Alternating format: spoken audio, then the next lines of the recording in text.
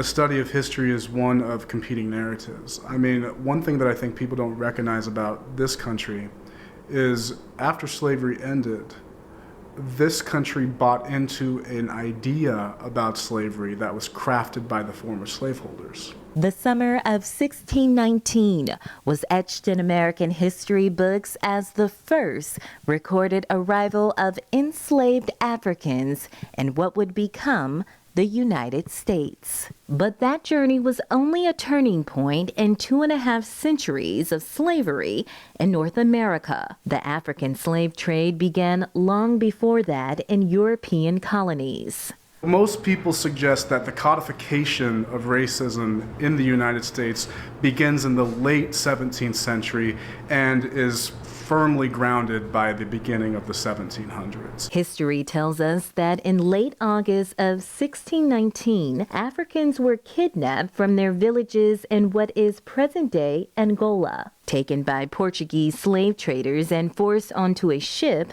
bound for what Europeans called the New World, onto the shores of Jamestown, Virginia. It was there a ship known as the White Lion brought 20 and odd Negroes ashore and then sold them for food. What makes the bondage unique in the Americas is that it was determined that only people of African descent could be enslaved. So whatever suffering the Irish or the Italians or any other white ethnic group suffered in this country, it was nothing compared to the fact that the only enslavable group of people were determined to be black people. Inside the slave ships revealed an ugly truth, rigged by inhumane conditions. Captives were stripped naked, beaten, and bound by shackles. Experts say from 1501 to 1867, more than 12 million Africans were captured, ripped from their families, sold, and transported to America.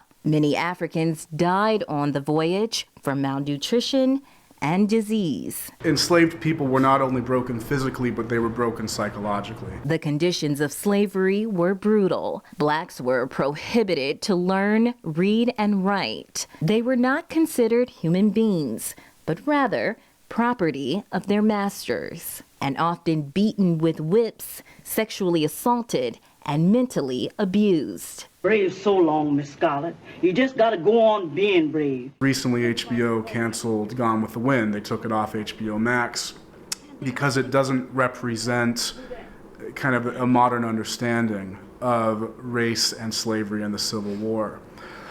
And one of the reasons that movie was so popular, though, in its heyday, is because that was the narrative that made white people comfortable with the idea that slavery existed within this country.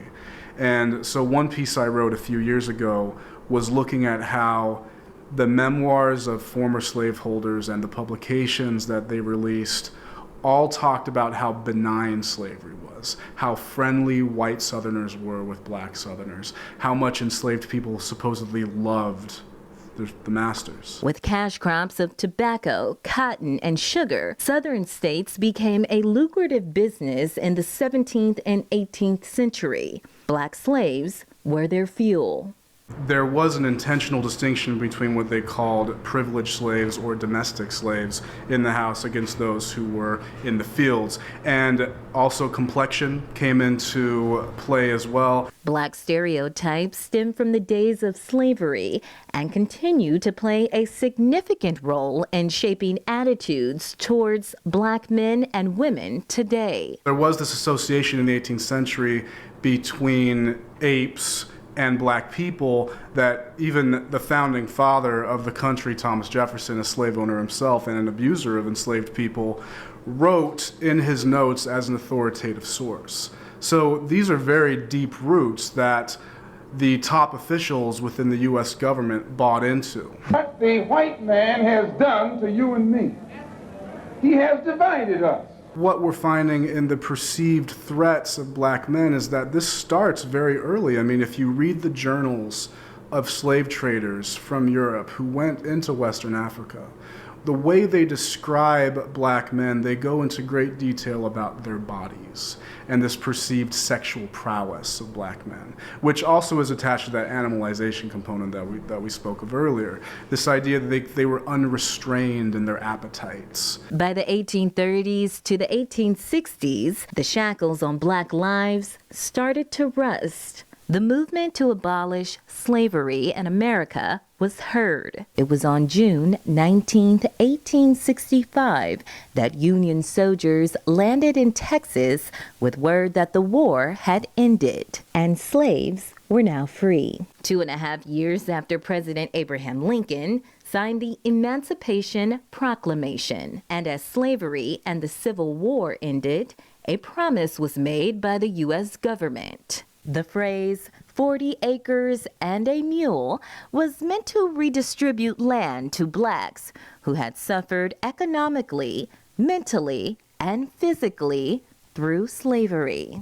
The thing about the 40 acres and mules, one thing that's misunderstood is that some people did get it and then it was taken away. So it was one of those, another series of false promises that the U.S. government has proposed, given a little bit, but then just taken it away. And they've always done this under the complaints of white society.